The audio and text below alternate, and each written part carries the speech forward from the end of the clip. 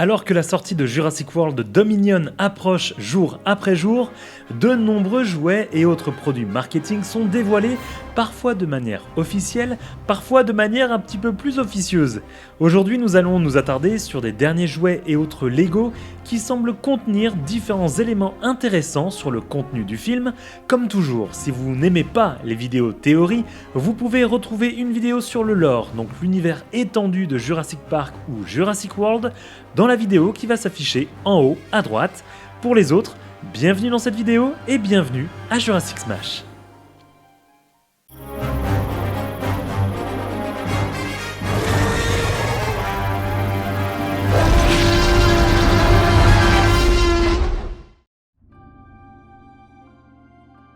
Il y a quelques semaines, une image apparue sur internet laissait présager quelque chose de plutôt étrange. Sur une photo un petit peu floue, nous pouvions découvrir un Baryonyx possédant un membre avant d'une autre couleur que celle de son corps. Rapidement, certains fans de la licence ont commencé à spéculer sur ce changement étrange de couleur. S'agit-il d'un bug à l'écran, d'une retouche photo, ou le dinosaure avait-il un bras robotisé ? Deux clans se sont donc formés, l'un pensant qu'il s'agissait d'un mi-dinosaure, mi-robot, et d'autres comme moi qui pensent que l'animal possède une sorte de prothèse, comme certains animaux peuvent en avoir à l'heure actuelle. Sur Twitter, Patrick Cowan a tenté de faire un rendu de l'animal pour mieux se rendre compte de ce que pourrait donner ce fameux Baryonyx. J'avais trouvé ce rendu plutôt intéressant, car il ne s'agit pas ici d'une vraie grosse transformation robotique, mais plutôt d'un élément qui pourrait aider l'animal à retrouver un semblant entre guillemets de normalité. Puis dernièrement, dans un leak de différents jouets, comprenant des œufs dinosaures surprises, nous avons pu découvrir un rendu qui semble officiel concernant ce fameux Baryonyx, et en effet, il semble bien posséder une prothèse plutôt qu'un bras bionique. Ce genre d'animaux avec des prothèses est bien plus courant ces derniers temps, car il semble que les créateurs, comme avec les humains, semblent vouloir mettre en avant les animaux avec un handicap. C'est par exemple le cas dans le jeu vidéo Far Cry 6 qui met en avant un familier, un chien avec une sorte de fauteuil roulant. Par contre, selon moi, l'utilisation d'une prothèse sur un membre avant d'un Baryonyx me semble assez étrange. S'il lui manque un bras et que le bras n'est pas robotisé, à quoi lui sert-il, à part avoir l'impression d'avoir un bras ?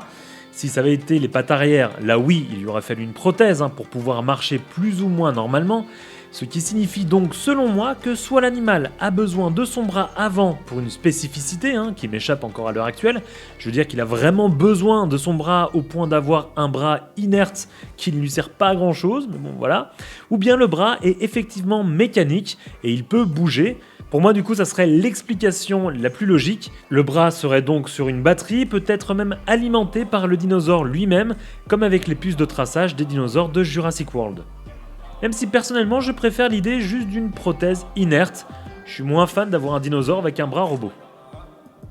Et si l'on s'en va du côté des théories, on peut se poser la question, pourquoi ce dinosaure aurait-il une prothèse, qu'elle soit robotisée ou non ? Selon moi, il peut y avoir plusieurs choses. Soit l'animal a besoin d'être reconnu facilement, comme certains personnages, vous savez, qui ont un crochet à la place d'une main ou un cache-œil, ce qui fait quand même bien classe et on les reconnaît au premier coup d'œil.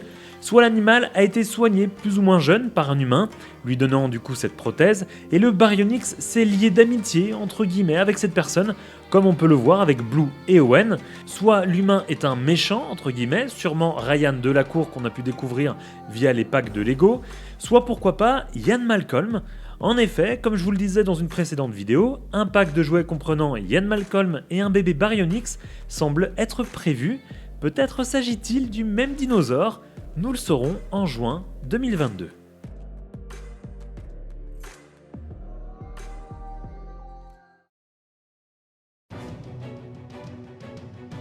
Du côté des Lego, un autre élément a été mis en avant cette semaine. Il s'agit d'un ensemble de 810 pièces présentant le Giganotosaurus face au Therizinosaurus.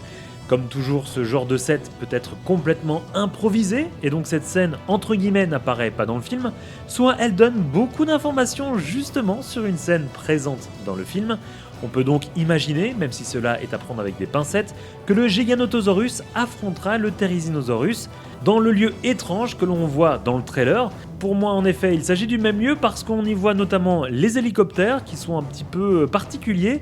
La forêt que l'on voit en fond sur la boîte, plongée dans le noir, semble être la même forêt de ce lieu étrange, comme on le voit dans le trailer. Et point intéressant, le docteur Henry Wu fait son apparition dans ce set, ce qui signifie donc que l'homme à la base de Jurassic Park et Jurassic World se retrouve bien dans cette base étrange, et en y regardant de plus près, on peut voir dans l'hélicoptère Kayla, la pilote. On peut donc imaginer que soit Owen, Claire et Kayla sont arrivés dans la base avec ces espèces d'hélicoptères, soit Kayla viendra sauver ses amis en hélicoptère à la fin sûrement d'un gros combat avec le Giganotosaurus. Hélas, du coup, on peut imaginer beaucoup de choses et il est très difficile de se faire qu'une seule idée sur ce genre d'éléments. La scène du Therizinosaurus que l'on voit dans le trailer pourrait également du coup se trouver dans cette fameuse base où vont se retrouver a priori à la fin du film l'intégralité des héros de la saga Jurassic World et Jurassic Park. Aux côtés du Dr Wu, on a également d'autres personnages comme l'apparition de Alan Grant, Ellie Sattler, Claire Dearing, Owen Grady et également Kayla la pilote. Et ce qui est intéressant, c'est de voir un petit peu tous les accessoires que portent les différents personnages. On peut voir de l'ambre pour le Dr Grant, on voit également des œufs pour Ellie Sattler et Claire Dearing. On peut voir également Owen a priori et le Dr Wu qui a une barbe aussi, je l'avais pas dit juste avant, mais dans en tout cas le set de Lego, il semble avoir une espèce de petite barbichette. Et ces deux personnages-là possèdent également, a priori, en tout cas ça ressemble des talkie-walkie, donc il se peut que dans le film, peut-être encore une fois, ils aient à communiquer ensemble.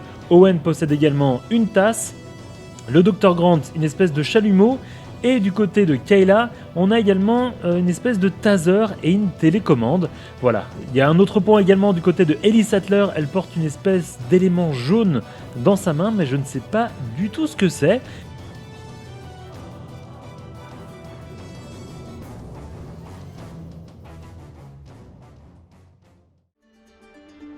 Comme toujours, n'hésitez pas à me dire ce que vous pensez de toutes ces informations en commentaire. Vous pouvez devenir membre fondateur pour avoir accès à des émoticônes sur la chaîne ou devenir membre soutien et avoir votre pseudo YouTube mis en avant à la fin de mes vidéos ainsi qu'un accès à certaines vidéos en avant-première. Pour cela, cliquez sur l'onglet rejoindre sous cette vidéo. Merci à mes membres soutiens et à toutes les personnes qui supportent cette chaîne en vous abonnant et en partageant mes vidéos sur vos réseaux sociaux. Nous, on se donne rendez-vous dans une prochaine vidéo. Salut les Smashers!